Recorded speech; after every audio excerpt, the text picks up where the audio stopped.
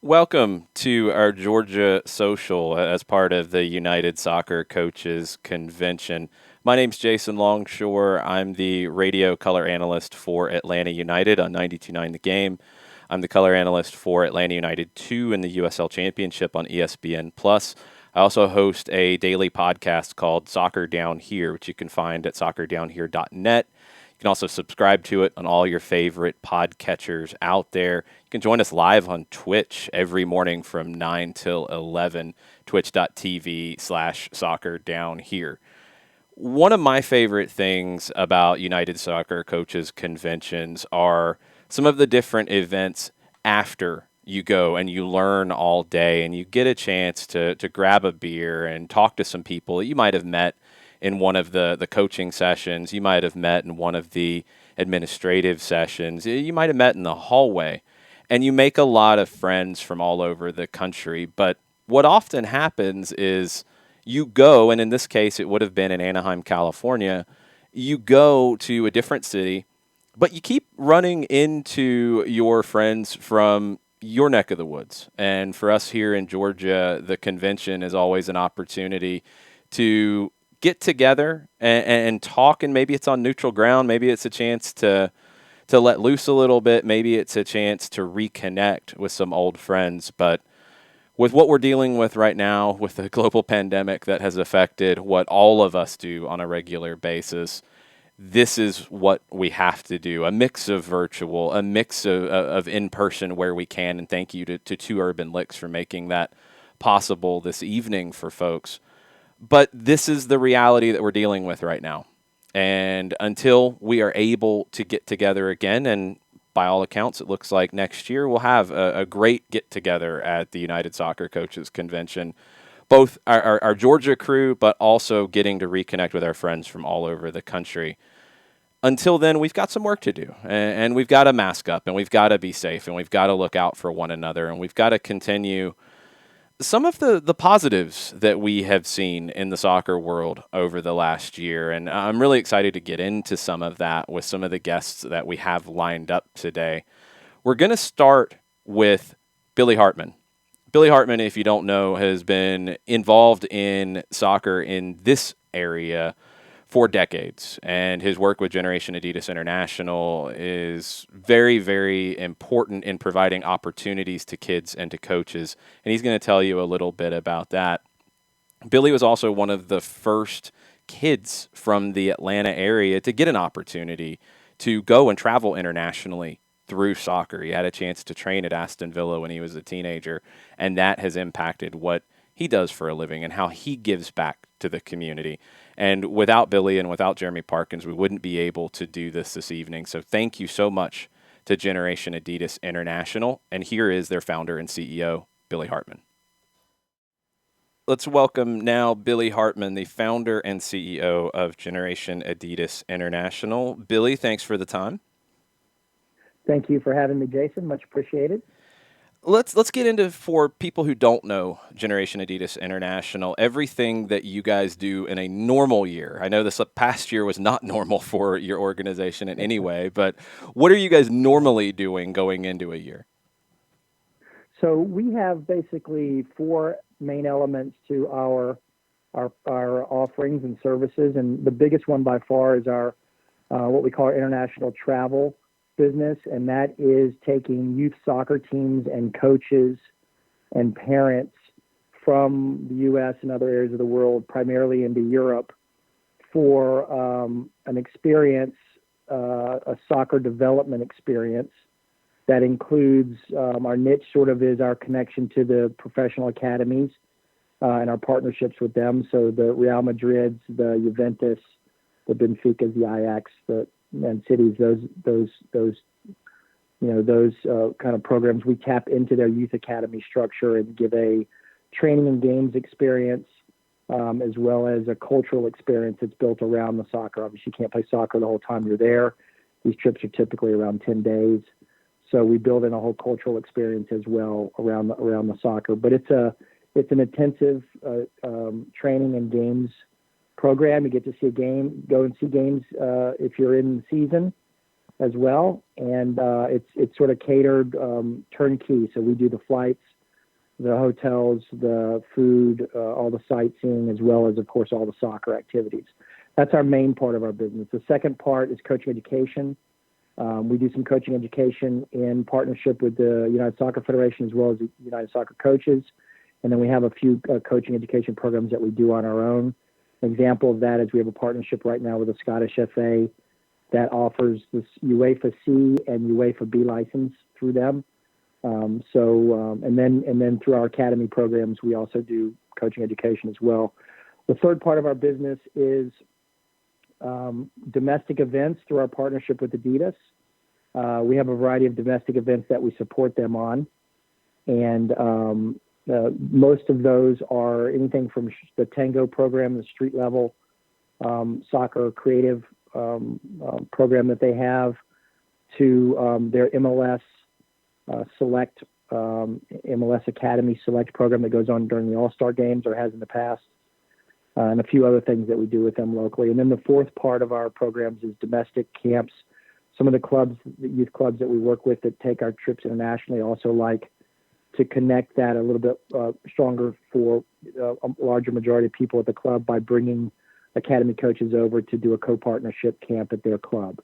So those are the four main things that we do. And of course, since COVID hit, because almost all of those are international based or event based, we've been sort of in hibernation mode, getting optimistic and preparing ourselves for a restart here soon, hopefully. I can only imagine how challenging it was when everything started to shut down, because I know you guys had tours and things booked and getting ready for a busy summer, and when everything shut down last March. How challenging has it been for you?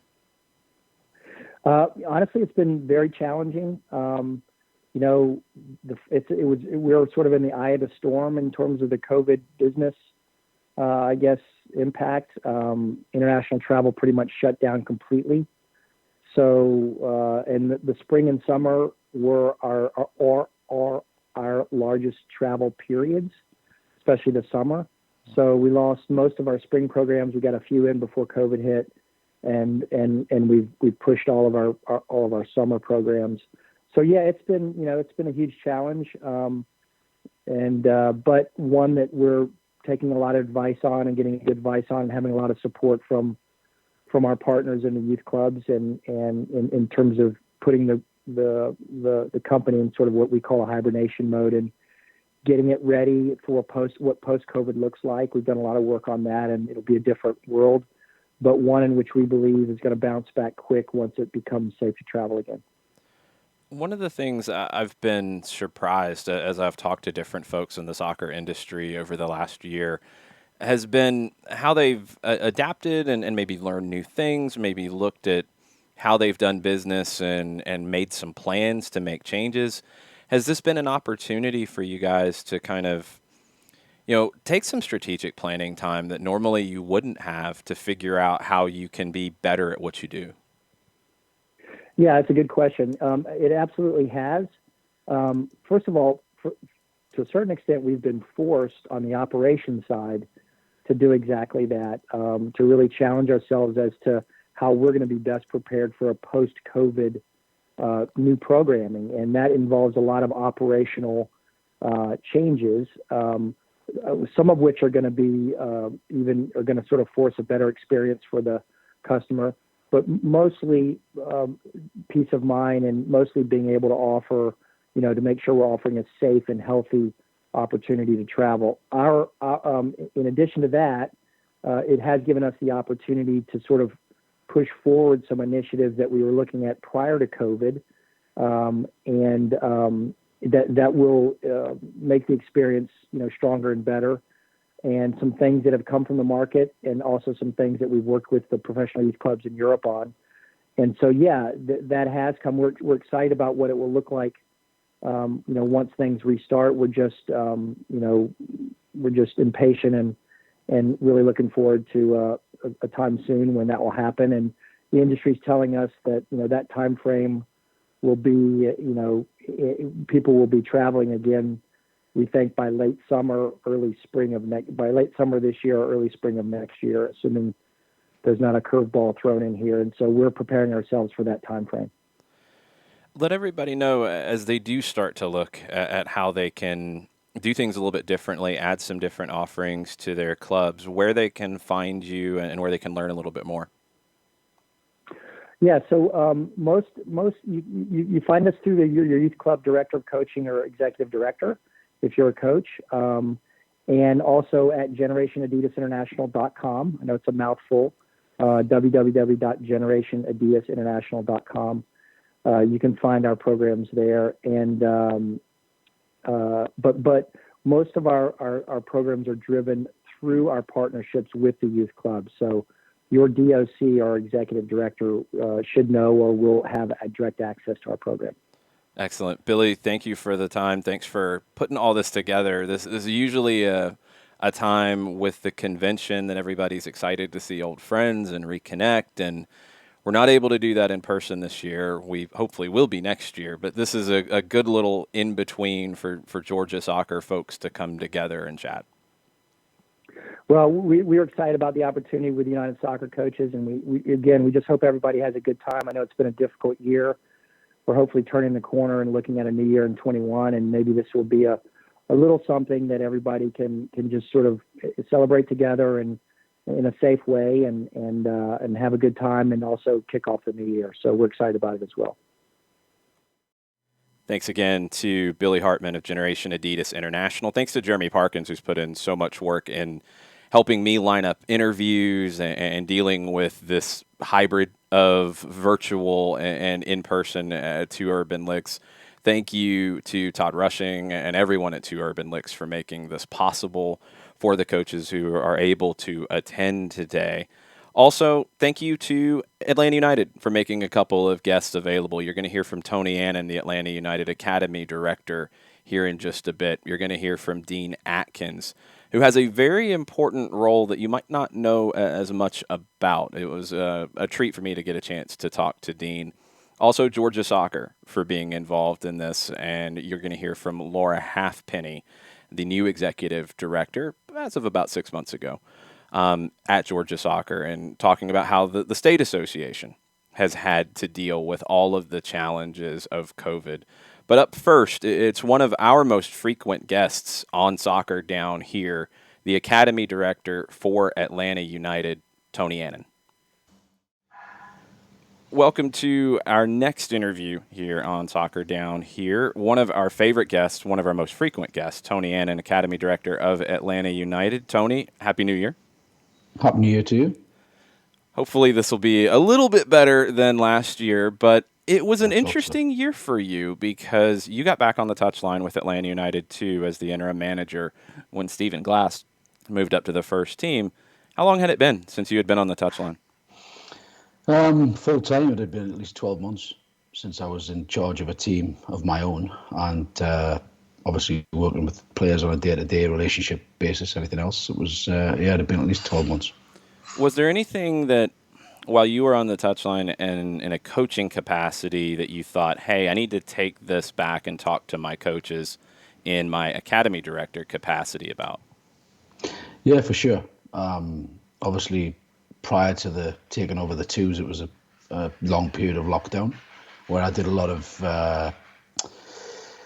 reading, a lot of watching, a lot of talking, conference calls with coaches all over the world, domestic as well, and really not so much learned different things, but just took on board a lot of different stuff that I actually tried to apply with the twos to see how different it would be rather than my usual way of doing things.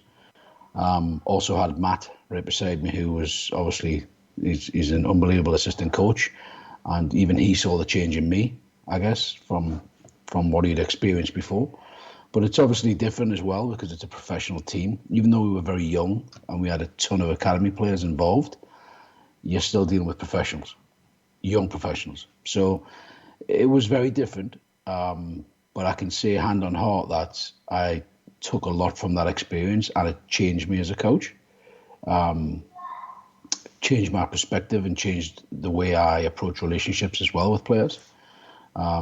So for me, the lockdown plus having the experience with the twos at the end of the year was a big developing phase for me. But also now, a lot of the positives I took from that, I can now take back and share with the coaching staff and try and help them understand.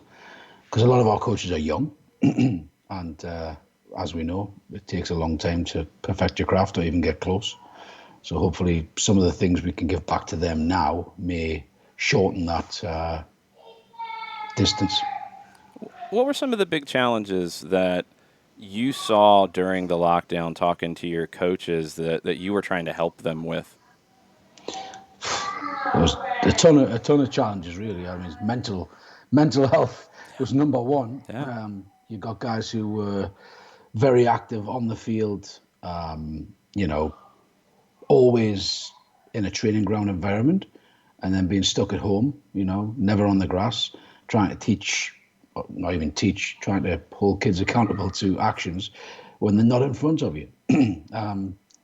Totally different, right? So it was a really different experience. It was different for me to try and keep them in charge and motivated and even just locked in to continuing to try and develop kids without being in front of them. So I think that was the biggest challenge, was just trying to keep everybody locked in and sort of tuned in to holding those kids accountable. Holding those kids accountable, yeah. I know a lot of people who are going to be watching this are excited about some of the changes coming to Atlanta United as a whole. Gabriel Heinze, have you had a chance to talk to him? What are you excited about with him coming in charge of the first team? We haven't had a chance yet. We're meeting him this week. He's been in Argentina waiting his arrival, so I think he's due to arrive this week. So we'll all be sitting with him, I guess, individually and discussing our individual roles within the club. I'm excited. It's a new start. It's a new beginning. A new phase in the club. Obviously I've been here since the beginning, so I've seen the phases of the club, and I'm excited about this one. I think it'll be very different to the last 2 years. I think it'll be closer to year one and year two, but I don't think it'll be exactly the same as year one and year two either. So I'm excited about it. Obviously, a wonderful player who had a great career and who's carving himself a good reputation as a coach. So I'm excited to learn from him as well. It's going to be exciting to see that. I know a lot of people are anxious to see the team on the field. We don't really know when that's going to happen yet because we're all still dealing with some of the challenges of the pandemic and what 2021 looks like. Maybe by the end of the year, it'll look more normal than it does now. One of the things that I've noticed in the last year across the spectrum has been increased collaboration. Whether it's you talking to different academy directors or different coaches around the state, around the region, whether it's different clubs starting to interact. How important is collaboration going to be to make a successful 2021? I think when you talk about collaboration with clubs and local directors and local, associations, I think 2021 is important, but I think every year is important and every year should be a collaboration. Coming out of 21, obviously a lot of kids missed a lot of development and missed a lot of time. So some kids have fallen behind, some kids have managed to stay on track. But I think the collaboration between the clubs has always been very positive. I always felt good about Atlanta as a whole being a very good community. Obviously, I've been here for 25 years, so I think it helps that I have pre-existing relationships with everybody, but not all those relationships are fantastic either. I mean, that's the truth of it as well. So, but I think what we do as a club and how involved we are in our community and the give backs that we do and the openness to allow people to be part of the club and experience it, I think goes a long way with the clubs. And hopefully we can continue those relationships because I think I've said it to you probably a million times now, but the clubs in Georgia do an unbelievable job.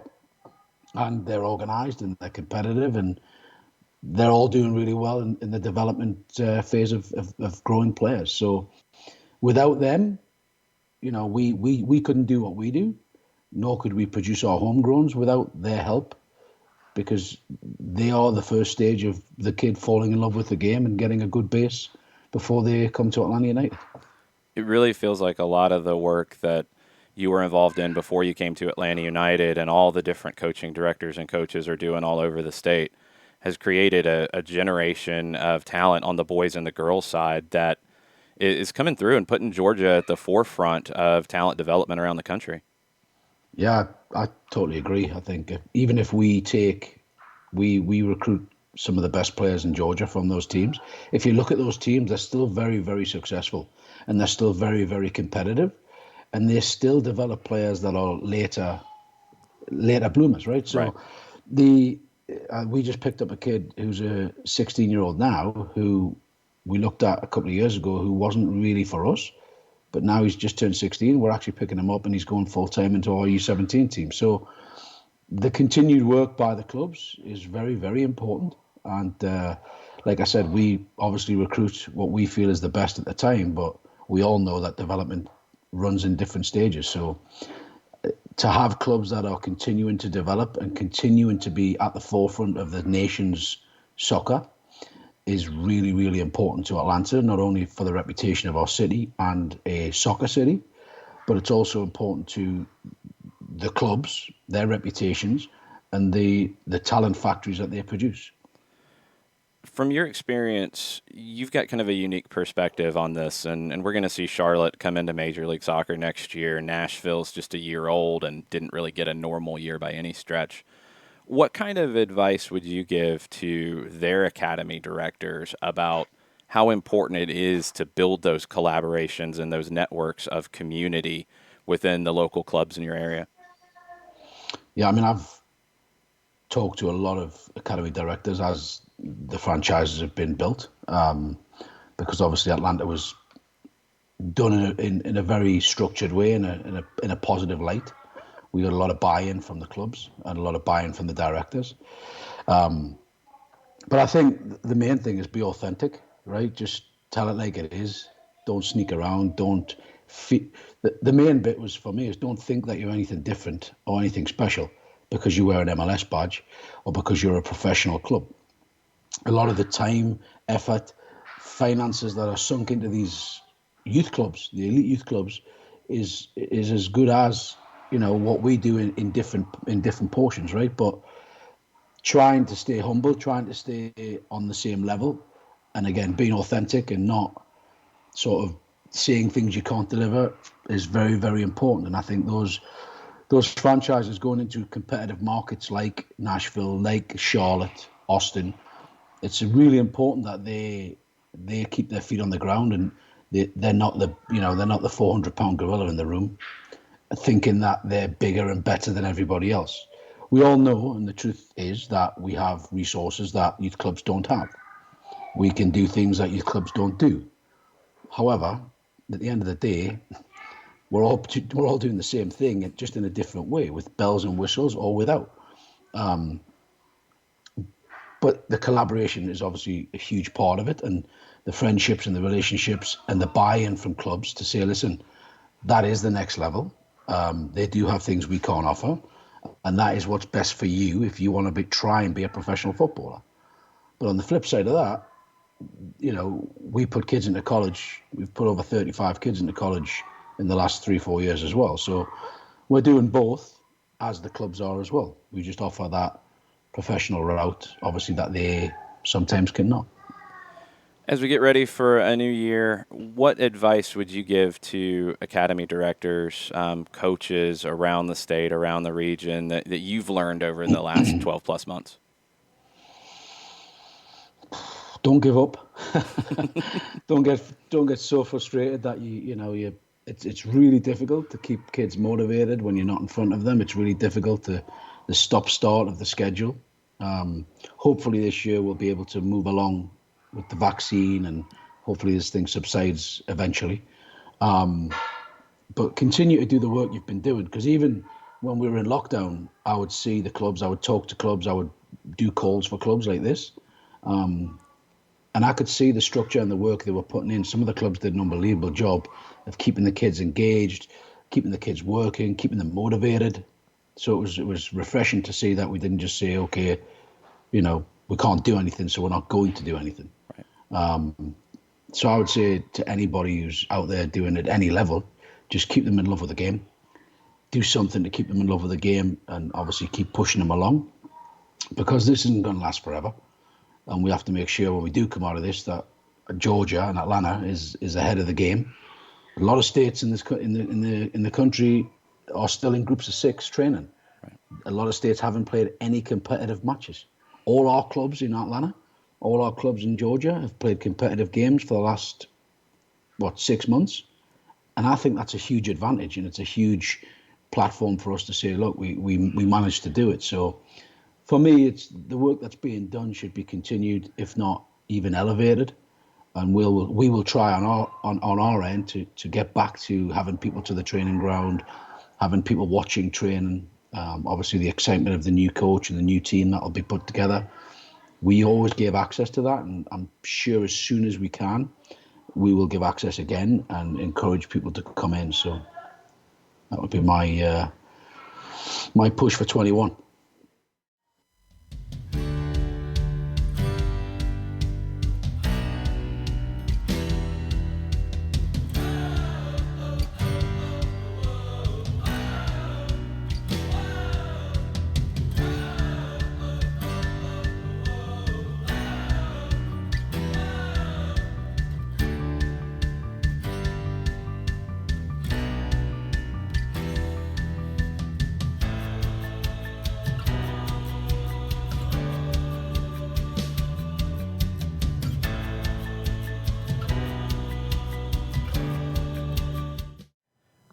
Welcome in to another interview here in our virtual Georgia Soccer Social. Thanks to Generation Adidas International, thanks to Two Urban Licks, United Soccer Coaches, and Georgia Soccer. And with Georgia Soccer involved, we have to talk to the Executive Director, Laura Halfpenny. Thank you for your time, Laura.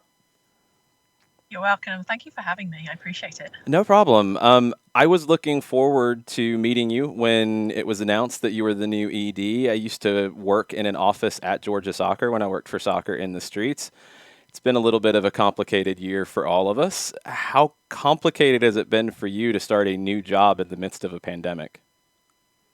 You know, what you ordinarily would do when you start a new job is you get out, you meet and greet, you do all of those things. You spend a lot of time with a lot of new people, and I like that too. That's I like to have those conversations and be on the side of the field. And of course, whether it's a parent or coach, of course you can't do that. Even as we started our season here in August, I've had to adapt and do a lot more of phone calls and Zoom calls, and I absolutely still crave to get out there and be able to have that face-to-face contact. So I think that was and is still the biggest challenge is getting and connecting with people in a face-to-face way where you could just have that conversation, watch a game, etc. And talk about what we can do for the future here at Georgia. So I think that's probably the toughest challenge in my part. It's been interesting with everything going on just in youth soccer as a whole, even things that were kind of in motion coming into this crazy year that we've had. Collaboration's been something that has come to front of mind, I think, maybe even more so because of that, because of what you said. We haven't been able to get together in the same ways. Have you noticed maybe a different kind of attitude towards collaboration in the youth soccer space here lately? Yeah, 100%. And I literally just had this conversation with an individual on collaboration. So we're all facing, or clubs are all facing, and leagues are facing the same type of challenges. And one that's really come out of this is travel, right? We don't want to travel anymore. We want to spend time playing our neighbours. We want to spend time going to local tournaments and supporting local. There's been a bigger push from clubs to support each other and kind of break down any barriers that did exist between clubs for whatever reason, for past reasons. So I've seen a lot more collegiality and a lot more willingness to have these conversations and help each other solve some problems. We opened up in early August. I had a conversation with a lot of club directors on a Zoom call, and it was really about game day management. We're here in Georgia. We are open for business. We were open early for business, which meant we could participate in games, we could have training sessions. But it came down to, well, I'm going to need to speak to my neighbor in club because I don't have some fields. And so we're starting to see some more of those. You talk about collaborations. We're starting to see how can we all do it together? And let's do it now to try and make sure that we can bring this game back responsibly to our communities. And that's what I've seen a lot more. In the youth soccer world, what are some of the changes that you think we'll see long-term coming out of this? I think we're going to see a lot more regionalised and localised competition. Again, same conversations. I just had one about how we can form a league where we're just traveling 20 minutes, we're just traveling 30 minutes. We are working together to have neutral sites, especially in the state of Georgia, where it's quite a large landmass. I came from Florida, we had a similar challenge with geography. So I certainly see that one moving forward. What have been some of the effects that you've seen from some of the clubs you've talked to that they're dealing with right now? The biggest one was, I say the biggest one, but if I start with the big broad topic of being able to forecast what you think. So from a business perspective, being able to forecast the impact on your local club. And I've had a lot of these conversations. We've had it to an association level because naturally their numbers are our numbers in collective. And so what I saw was a lot of people anticipate a reduction in the kind of competitive groups and not so much in recreation. And the actual is quite the opposite. We're seeing a quite heavy decline, 50% and more in clubs with recreational programs. And I really attribute that to the parents' choice. And because it's recreational, I can come back to it.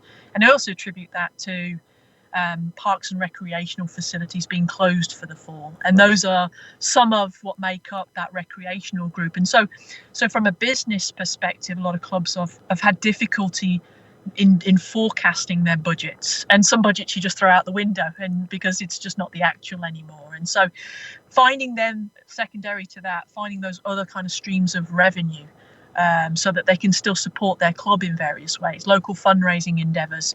We actually put together, knowing that, we put together with a group called CoGeo, a webinar series. It's 12 that they go every 3 to 4 weeks, helping clubs fundraise, helping how to use social media platforms, really understanding from board level and executive level the ways in which you can do this in this world. And so we've put that together I understand some clubs are having some successes at these kind of minute levels and raising funds, but over time, if you do something every month, you're able to kind of have that additional line of revenue. So from a business perspective, I think things went out the window as far as the budget to actual, but people are now starting to understand, well, how else can we do this? How else can we have another line of revenue? What other opportunities? Do we have to cut some needless expenses that we didn't have before, and really put as many dollars that do come in back into the program? I think that's one of a couple other aspects too with the Georgia State Soccer Association that come into play here. The adult side. What have you seen on the adult side? What are some of the challenges and some of the conversations that are going on there? To be honest, I would say one or two things. So first of all, I don't think we really engaged our adult groups in prior years. They were very independent. We've just started some roundtable discussions, and numbers are down there too, significantly so, a good 50%. And again, it's adults making choices. Right. So our last roundtable discussion, there were about 5 club leagues that were represented. Were really well. Again, how do we? I won't say market. That's the wrong word. How do we make aware adults in Georgia, in the state of Georgia, that Georgia soccer has these leagues and they can have access to exercise, albeit through soccer. So we're coming up with some ideas, some simple ideas that we can do at association level, that we can start spreading the word. If you think about a club, a youth club and a league, when they can align, we've had this comment, if they can align, then naturally the parents have a place to play socially or competitively, if that's one of the leagues more particularly is that way. But making that youth club more of a holistic club and including the adults. So that's been part of our conversation. But recreational, adult has been hit very hard on Georgia soccer as far as our numbers go. Recreationally, people just aren't playing as much yet, even though we're open for business. If you think about it from that perspective, people are making choices. Right. Refereeing and coaching education. Normally there's courses going on a regular basis. It's a lot harder to do these kind of things. How have you guys adjusted? So I talk about refereeing. I think we've done really well with our refereeing and our assessing and our mentoring programs. A lot of it moved online, and so we adapted too. We have assessor courses and assessor meetings. It's all done through Zoom, which is a good platform. for anything. And I don't know if we'll move away from that. I think again in the future, you talk about what you'll take forward, what we'll take forward. I think we'll take forward more of this kind of hybrid operation when it comes to refereeing or when it comes to coaching education, where if there needs to be field training, and there is for both refereeing and coaching education, we'll start with, well, what needs to be in the classroom can be online. Again, we're going back to saving your time to travel to a location, so you can do this at the luxury of your own home office, with your cat and dog running around. You get a cup of coffee, So yeah, I think we're going to take that. I know we're going to take that forward, and we've seen that. And we've adjusted pretty quickly to that. But coaching education was a little different because some of the information, a lot of it was being driven by US soccer. We certainly put a pause on the grassroots, but we've just got we applied for and we just got accepted to run a national C license, and so that will start in April time, and that'll be a hybrid where we'll work with the local club and we'll have the on field that we need, but everything again in the classroom will be in the virtual classroom, and so we're taking that forward, and I think I know a lot of clubs are doing that in various ways.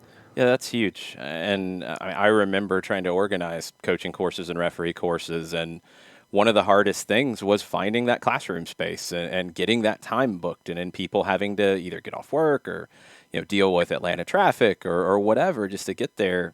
That's one thing that maybe does make what we all do a little bit better, the virtual aspect of it.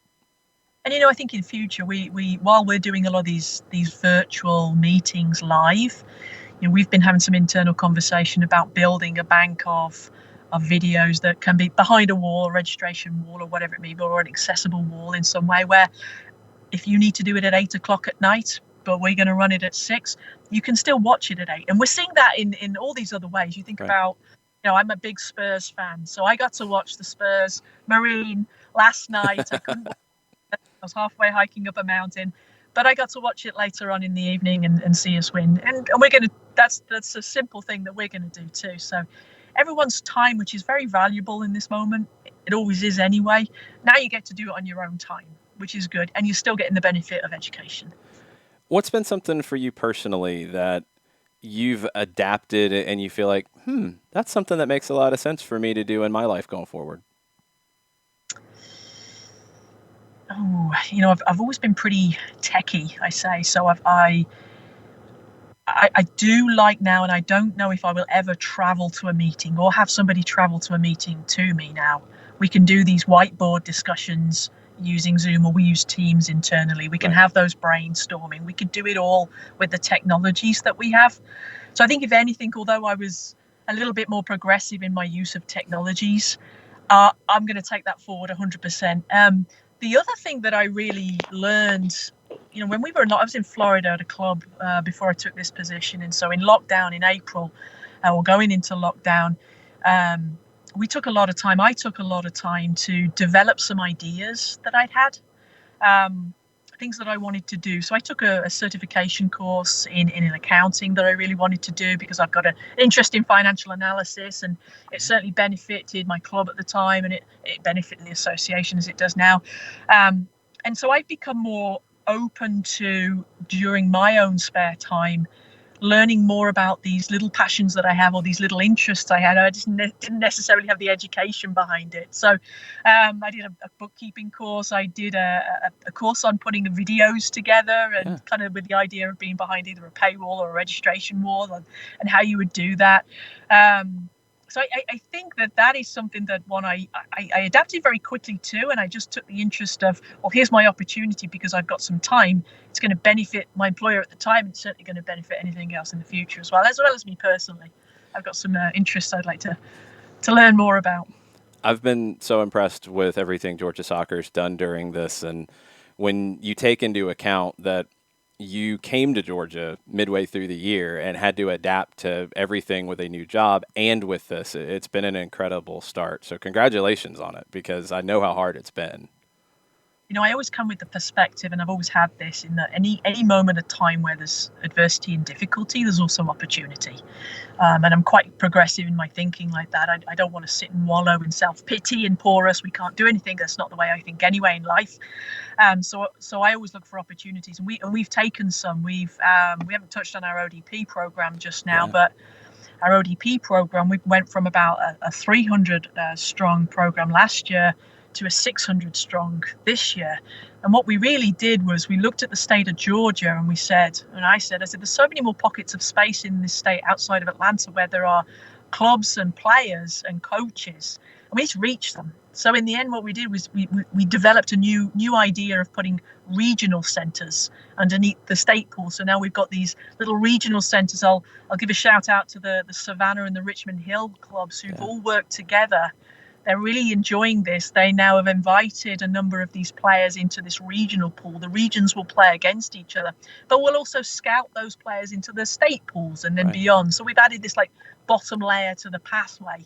We kind of showcased that to US Youth Soccer a couple of months ago, said these are our ideas, and they said run with it, and let us know how it goes. Well, it's been very successful. We've had about 200 players now working within these regional centres to be identified, getting additional coaching that they don't get, or different coaching that they don't necessarily get from their club level. So it goes back to the idea of in a moment of adversity, there's still opportunity, and how we can move something forward. And I know there'll be more coming from us. I can't tell you all of our secrets right now. You got to save a few. That's brilliant. I've got one more question for you, and we've got Dean Atkins and Tony Annan coming on here in just a bit from Atlanta United. Not going to talk about your previous club that you've been around. I'm just going to ask if you've had a chance to add more red and black to your wardrobe as opposed to purple. My wardrobe, I won't say I ever got sick of it, but I do remember a time walking into my wardrobe and there was black, grey and purple. Purple, it doesn't go in my eyes. So I tell you a funny story. When I walked in my first week in the office, it was mid to late July, and I had a little box from Atlanta United. And so I had, you can't see it because of my phone, but on the back side of this phone is one of those little wall pockets. It's Atlanta United. So I have my Orlando City one here, and I've got my Atlanta. I still, gold is the color of royalty, and so I think I'll adapt a little bit. My new staff, they put some ribbons, gold ribbons around the place. I got my measly Orlando City scarf. I couldn't say much to begin with because we haven't had the best history, but we've had a good season this year. I will always be a hometown fan. I always believe, I think it's my English heritage and my roots, is that you always support your local team, regardless of whether you support them. Now, of course, when Orlando and Atlanta plays, it's a little different story because Orlando I consider my home, at least for the last 9 years. So, but I was in Boston, I was in Philadelphia, and I support those teams too. So I will add a little more red. I've got some black. I'll add some gold. Again, gold doesn't go in my eyes, so I'm not sure I can. Maybe some peach. Maybe we'll go back to the throwback Atlanta United peach. It's good for my skin tone. Laura, thanks so much for the time. I can't wait to get together and talk more about Georgia soccer in person, and we'll definitely get a chance to do that in 2021, hopefully sooner rather than later.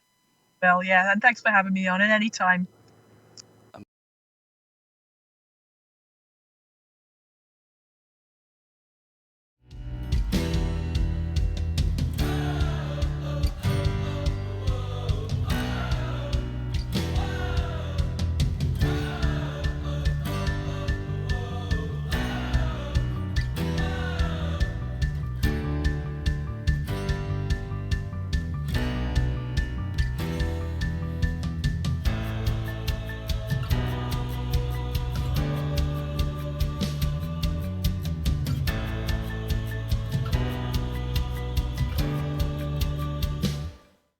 Welcome to our next interview here on this special Soccer Down Here podcast. And I'm excited for the first time to get a chance to meet virtually Dean Atkins from Atlanta United. Dean, thank you for the time. Absolutely. Thank you for having me on. I think a lot of people who look at Atlanta United and look at the things that are obvious to the eye from a fan perspective, and even from people who are involved in the industry, you have the first team, you have Atlanta United 2, you have the academy. Your role is so vital in creating the foundation for a lot of that. Tell people about all the different aspects that you're involved in at the club. Yeah, it's quite varied. I think of our department as one that supports a lot of the other pieces of the club. We do a lot with the academy, with our community relations department, and in the youth space specifically. So we work with the local clubs with our soccer development partner program. I head up our coach education program, which also supports those local clubs, as well as our internal youth staff.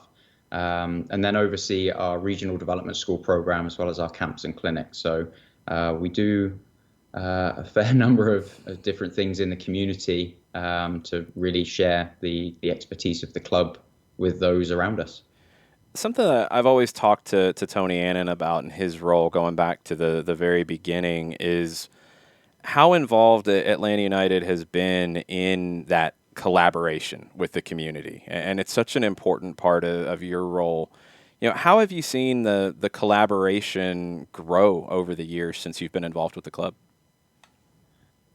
So I've been with the club for 2.5 years now, and one of the things that was stressed to me uh, over and over again by Darren, by Carlos, by Tony, and the message that they got across when they brought me on board was that the relationships with the local clubs was the most important part of this role in the youth space, and was to find a way to operate in that space in a way that was supplemental and supportive to those clubs, so that we could maintain those relationships and continue to do the work that they had started prior to my arrival. And hopefully we've done a good job of that so far, and that's the remit moving forwards, is to continue to operate in that manner. In a year where collaboration is a little difficult because of social distancing and just what we've been dealing with a pandemic, how have you been able to keep that going in 2020 and beyond?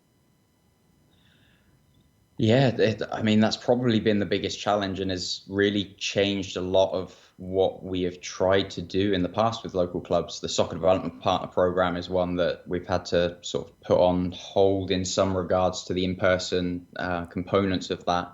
But we're obviously still in communication with the clubs and trying to find ways that we can support them. We've done some pieces via Zoom in coach education and supporting clubs on that front.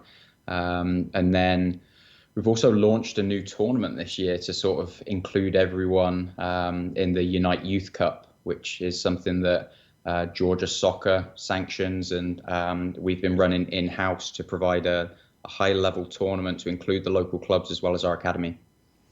It's such a vital part, and I think people sometimes think about player development just from where the academy starts and just with the teams within the club itself. But what you do with RDS and Unite Youth Cup and all the different aspects of it, you really broaden that pyramid, and you've created a pathway for players, for staff from outside the club to come in through RDS and then progress through into the academy. What does that look like for a player, for a coach, for example? Yeah, I think I'll start on the player side of things. So the regional development school, the thought process is to sort of reduce some of the driving and some of the travel and logistics for parents, and try and take our coaching knowledge and expertise on the road to different communities around Atlanta, and hopefully in the future around Georgia as a whole. So the pathway there for players is that, talented players, no matter their club affiliation, can come and try out and then train with our professionally licensed Atlanta United staff who are versed in our philosophy and methodology and approach to development. And hopefully that does one of two things. One, helps the player kick on and develop and hopefully improve in their time with us. And that should benefit them in their clubs, in their own environment. But also, if there are talented players that we identify through that mechanism, they can go on to participate in our United Juniors program, or hopefully for the few that are good enough, make the academy itself. That's such an important element here, because something that Tony has stressed to me over the years has been, you look at a player at 12 and they might not be ready yet. You look at a player at 14, they might not be ready yet. But at 16, maybe they are. And that's down to both the work that they get at their local clubs, but the RDS program really kind of fills that gap in some ways for some kids, where it can help them progress into that kind of a player that could join the academy. Yeah, I think that's definitely a key piece to it. Some players may not be ready at 12. Some kids are going to hit different growth spurts, different maturity rates. just kicking on technically at different rates. So having that touch point with kids and hopefully being able to keep tabs on them in their own environment means that we've got a good relationship with them. We know them, we know how they're getting on, even when we're playing against them as an academy, or, you know, maybe there's that hidden gem that maybe isn't playing in the same platform, isn't playing MLS Next, is playing somewhere else. That way we've got another way to identify them. And then on the coaching side too, I mean, we're hopefully preparing coaches to make that next step as well. We've got proof in the pudding already with one staff member that's made that jump from regional development school coach into the academy and is now overseeing that sort of transition between the two, as he's the U12 coach, so really straddles the gap between the RDS program and the academy itself. So that's pretty cool to see, and sort of one of the goals of the program is to see players progress, but also to see our coaching staff progress onwards and upwards in our development pyramid.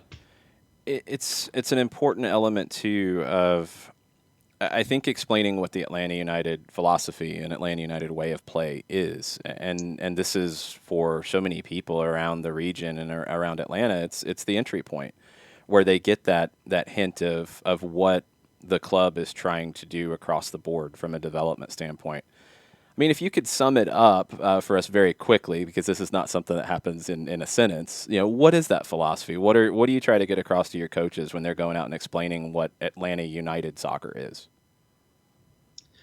Yeah, I think Carlos did a good job of breaking that down in a YouTube video during lockdown last year, and got in front of the whiteboard and shared some of that. And I think part of our role is to sort of distill that down into a simple message for the younger players that we work with. But for us, it's making sure that we work on the technical and make sure that they're adept enough in order to execute at a higher level, and then also their decision making. And ultimately, in terms of the playing philosophy, you know, we want to be an exciting and entertaining side. We want to dominate the ball, and we want to be able to high press and really go after teams. And that's something we want to instill in terms of that work ethic in order to be able to deliver that at the youth level.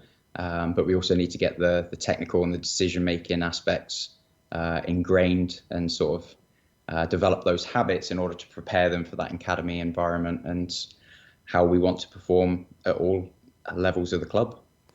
How's that been received when you get into some of the coaching education and talking to different coaches around the region and different clubs? I think that's one of the really cool parts about the coach education program, is that it's been able to bring coaches from other youth clubs sort of behind the curtain. I think, to begin with, really cool to see the training ground. I'm sure you've seen it on a few occasions. The facility itself is obviously state of the art, and coaches love getting behind that security gate and being able to see the facility itself. So I think that was sort of the really cool aspect to begin with. But then to be able to interact with someone who's as open as Tony to sharing ideas and approaches. I know he spoke very highly on the last podcast with you about Matt Laurie, who is an expert in his field and is really a great resource to youth coaches, and just how giving they are of their time and being able to share that knowledge and expertise with local coaches hopefully gives them that insight into what it takes to work in that environment. What are some of the things that are on the horizon for your role and what you have planned? I mean, I know it's kind of hard to plan for 2021 right now because we don't know maybe what the first half of the year looks like, but we'll be back to something resembling normal at some stage in the year. What are some of the things you have on your checklist for 2021? I think the first and foremost, what we're looking at right now is just how can we continue to operate in a way that is safe and appropriate, and just make sure that what we do well and continue to do so safely. And that means following protocols and ensuring that, you know, we don't let up on that front, we don't get complacent. So I think first and foremost, that's our goal with the amount that we do in the community and the children, families and communities that we work with. So that's first and foremost what we're looking at. In the future, 2021, if we can get to a point where we can continue to grow a little, you know, we'd love to see another couple of locations open up so that geographically we can reduce some of the travel on parents and families and try and get into some other communities. We've done some work with the Atlanta United Foundation in the past to provide some opportunities to different communities that may not necessarily have the access to the traditional soccer model. So that's something that we'd like to get up and running again. And then, I mean, the feedback from the Unite Youth Cup so far has been pretty good. So I'd like to say that that's something that will continue beyond this year, and see if there are ways that we can continue to offer that. And hopefully that's some cool experiences for the kids that get to participate in that, play against Atlanta United, hopefully try and win it themselves. It's been funny talking to people during all of this, and we've all had challenges in doing what we do, and we've all had to maybe learn some new ways to do it and add some new skills to our toolbox. What's something that you've learned in 2020 dealing with the pandemic that you think will make you better in your job in 21 and beyond? There's been so much that's changed. One of the big ones for me is we try to invest in our coaching staff and bring them together and do coach education on a weekly basis, where we talk about our philosophy, how we deliver our sessions, and just what it means to be an Atlanta United youth coach. And that's something that we haven't been able to do for a while now, because we can't physically get the coaches together in the same way that we used to. So, I mean, a lot of people have utilized technology and gone to Zoom and education in that way. But one of the things for me that I've really had to improve this year is how we can get across that philosophy and methodology sort of one-on-one, and give feedback to coaches in real time on the field, while staying socially distant and making sure that we still follow all those protocols. So that's probably been one that has really taken on a new set of importance this year, in how we communicate ideas and then check that they sort of get through and we're delivering sessions in the same way without being able to deliver coach education perhaps how we used to.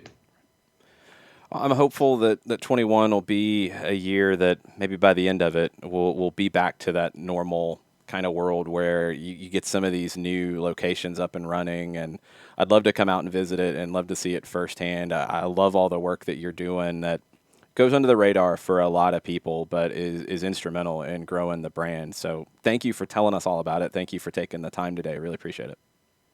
Absolutely. Thank you very much.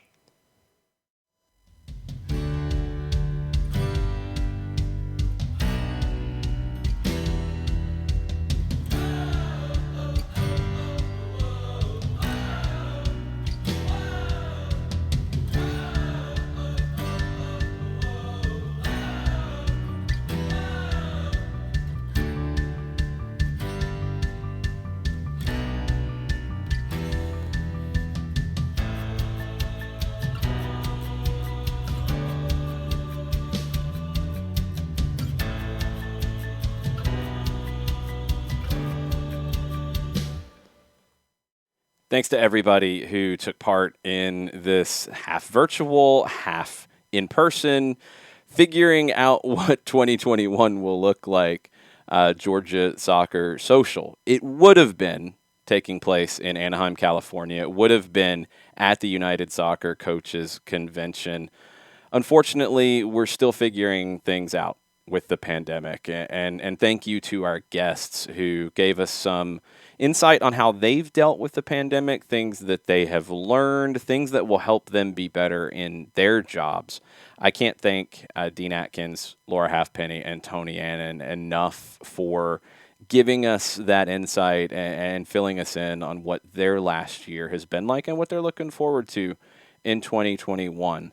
Also, thanks to the partners who have made this event possible: Two Urban Licks, Georgia Soccer, Generation Adidas International, and thank you to Billy Hartman and Jeremy Parkins for bringing me into the mix. I really appreciate it. It's great to be able to talk to all of you and connect in some form or fashion. If you guys don't know about soccer down here, it is a daily show talking about not just Atlanta United, MLS, lower divisions here in the United States, also soccer around the world. It's your local daily soccer talk show. And it's at 9 o'clock every weekday morning. There is a Saturday Power Hour edition at 10 as well. It goes out as a podcast, so you can catch it later. You can find all of it at soccerdownhere.net. You can also follow us on your social media channels at soccerdownhere. And in addition to the regular show, we do 1v1s where we've had Tony Annan on before. We've had many of the executive directors from around the Atlanta area on, and we're always looking for more guests. If you have something that you are involved in the Georgia soccer community that you would like to share, don't hesitate to reach out. Let's talk about it and let's spread the word. That's one of the things that I've learned in 2020 and beyond is the importance of community and the importance of collaboration, and where we can work together to spread the word about what we're all doing to grow this game that we all love so much.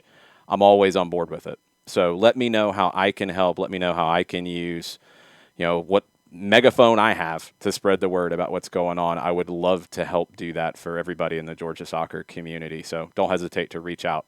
Thanks again for taking the time to be part of this. Thanks again for listening to this or watching this later on. We really appreciate it. Y'all be safe. Y'all make sure you're doing everything possible to get all of us back on the field and in the stands for our high school games coming up, for Atlanta United games, for Atlanta United 2 games, for the youth games, for the adult league games, across the board. It's going to take all of us working together to get there. And I'm excited for what 2021 will look like by the time we get through with all of this. I think we've learned a lot. Thank you so much. Y'all have a good rest of the night. Talk soon.